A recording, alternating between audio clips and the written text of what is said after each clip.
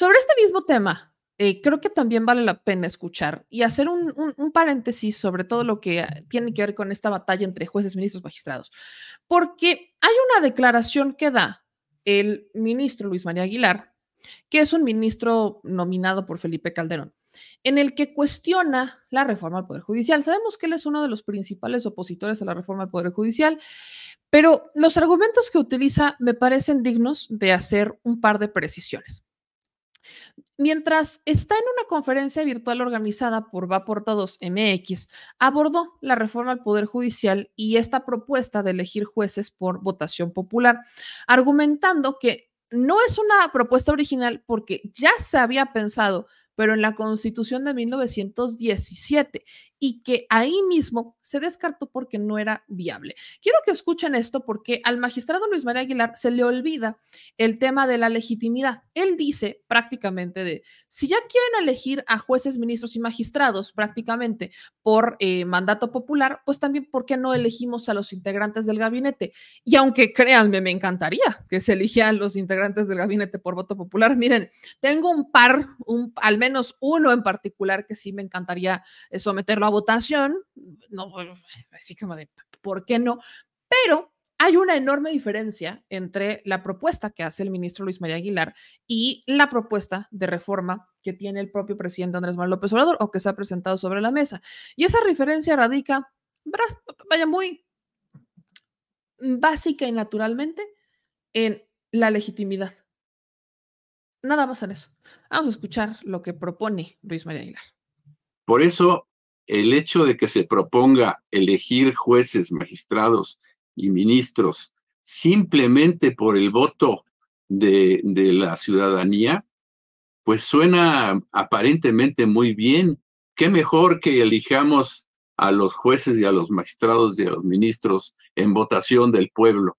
Pues sí, parece ser una solución muy democrática, pero la verdad es que es en perjuicio de la calidad de la justicia.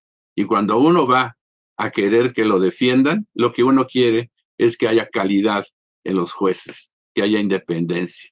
Por eso yo creo que ese sistema no puede ser, no debe ser aprobado, porque además rompería con el sistema democrático que representa el Poder Judicial en general, tanto el de los estados como el federal, pero sobre todo aquel que nos previene contra las leyes inconstitucionales como es la justicia federal. Yo creo que un constitucionalista con un poco de sentido común puede entender que hacer la selección de los jueces y de los ministros mediante la votación de las personas, pues nos va a llevar a elegir agentes que no necesariamente van a ser los mejores y peor, que pueden tener inclusive compromisos políticos con quienes los apoyaron en sus campañas para llegar a ser jueces, magistrados o ministros. Y si tienen compromisos, ya no son independientes. Y si no son independientes, no le sirven al pueblo de México. Por eso, las propias personas deben entender, la propia ciudadanía debe entender y apoyar a los jueces en el sistema en el que se les elija por su calidad, no por su simpatía o por su apoyo político. Yo creo que esto es fundamental. De hecho, en el constituyente de 1917, cuando se hizo esta constitución que tenemos ahorita, ya se había propuesto que los ministros se eligieran por votación popular. Lo hizo un tal diputado Truchuelo y gentes como Hilario Medina o Manuel Lizardi, que también eran constituyentes, dijeron esto que les estoy diciendo. ¿Qué necesidad hay de hacer eso cuando se puede comprometer al ministro a un compromiso político que va a resultar en contra de su independencia? Yo creo que esto es muy, muy importante. Pues ahí está. A ver, yo solo quiero hacer esta precisión. Primero, volver a preguntar en qué México vive este ministro, porque dice que si los jueces se someten a voto popular, entonces estarían a merced del presidente o de los intereses populares y su lealtad estaría con el ejecutivo que los nombró y no con la ley. Vuelvo a mi ejemplo de toda la vida. Ese famoso principio de ingratitud, miren, lo tengo hasta aquí el mentado principio de ingratitud. Es algo que al menos yo solo he visto en mi vida 2 veces. Uno, con Saldívar hacia Calderón, y 2, de los 4 ministros que propuso el presidente antes de Lenia Batres, con Andrés Manuel López Obrador. Es la única vez que yo he visto el famoso principio de ingratitud ejercerse. De ahí en fuera, lo que sí hemos visto es que los jueces, ministros magistrados, son extremadamente serviles y leales al presidente que los propuso. Eso es exactamente lo que busca cambiar la reforma.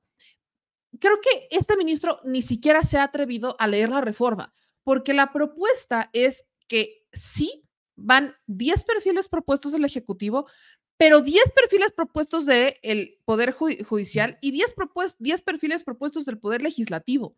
Y ahí tienes 30 perfiles que vas a tener que elegir y tendrás que votar por el que consideres apto y el que consideres mejor para desempeñar un cargo.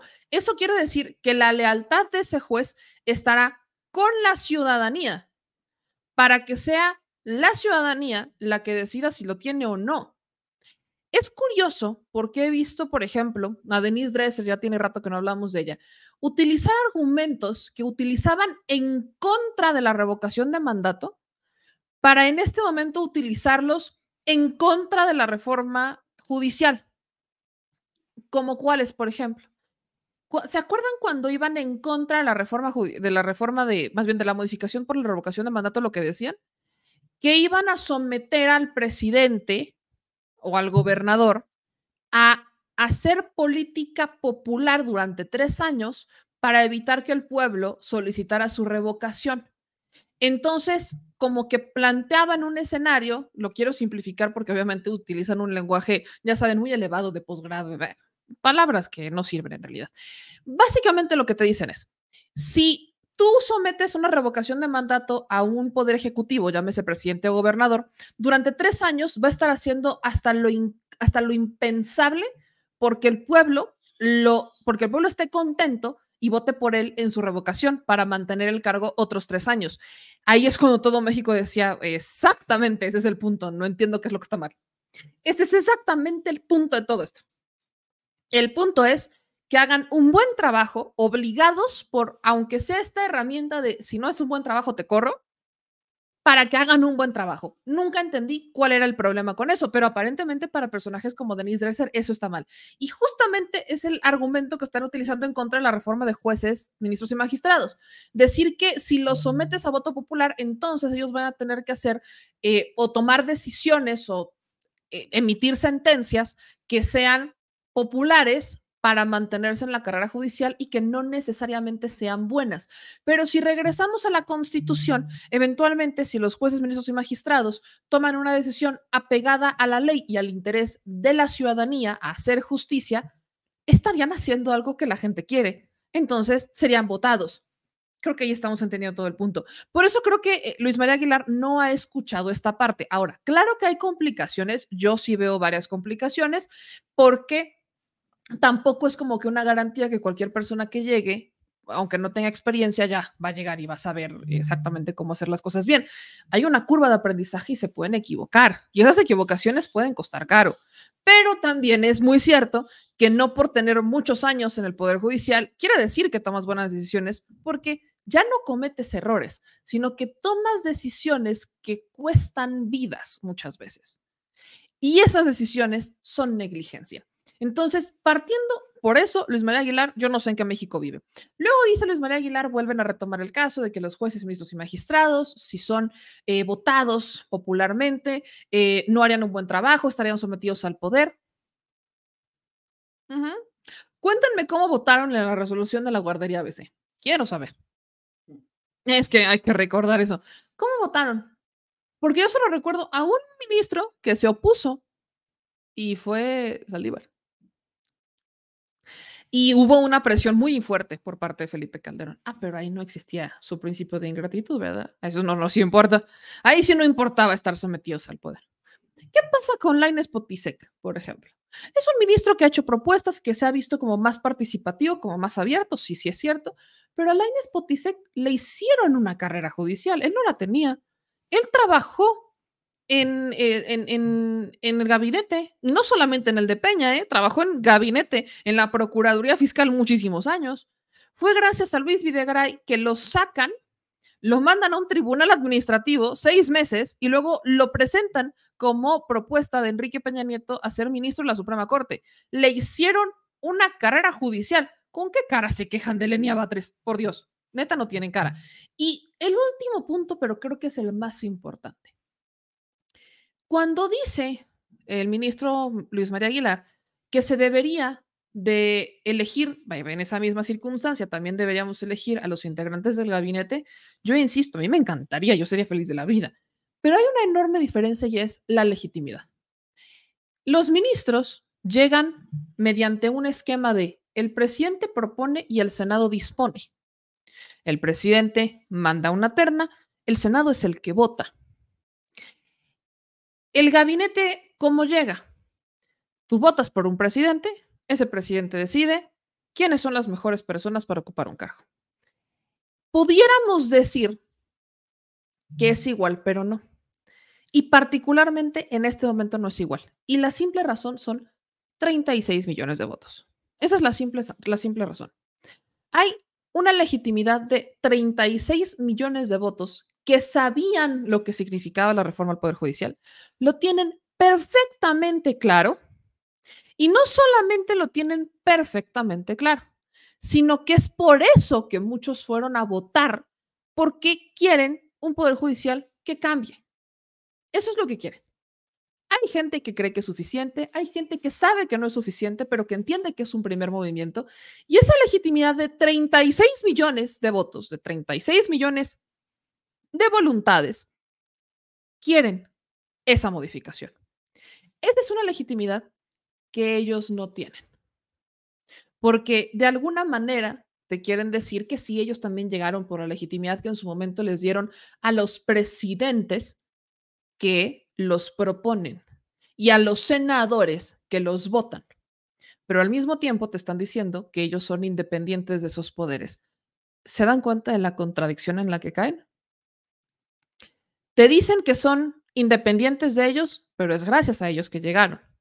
Te dicen que esa es una buena mecánica para llegar, pero cuestionan la manera en la que llega un gabinete. Olvídense del gabinete, insisto, a mí me encantaría, más de uno yo sé que ya tiene al menos un personaje del gabinete que quisiera modificar a través de un voto popular, yo lo sé, pero la legitimidad de esta reforma del Poder Judicial es de 36 millones de voluntades.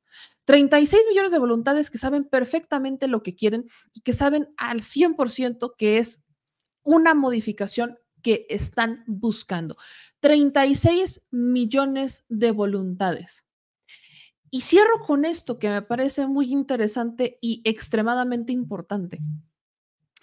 Hay quienes dicen que la reforma al Poder Judicial es algo que el pueblo no entiende. Por ejemplo, Alarraqui, ¿no? Dicen que la gente no entiende lo que es la reforma al Poder Judicial.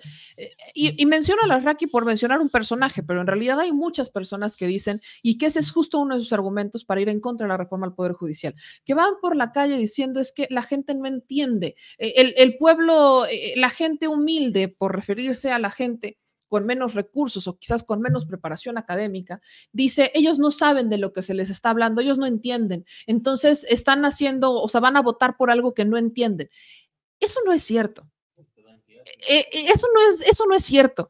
Es el error más grande que han cometido. No solo es subestimar, es insultar la inteligencia de la gente, porque podrán muchas personas no tener educación ni siquiera básica, ¿no? Hay gente que puede quedarse a ver, ni siquiera haber tenido la primaria.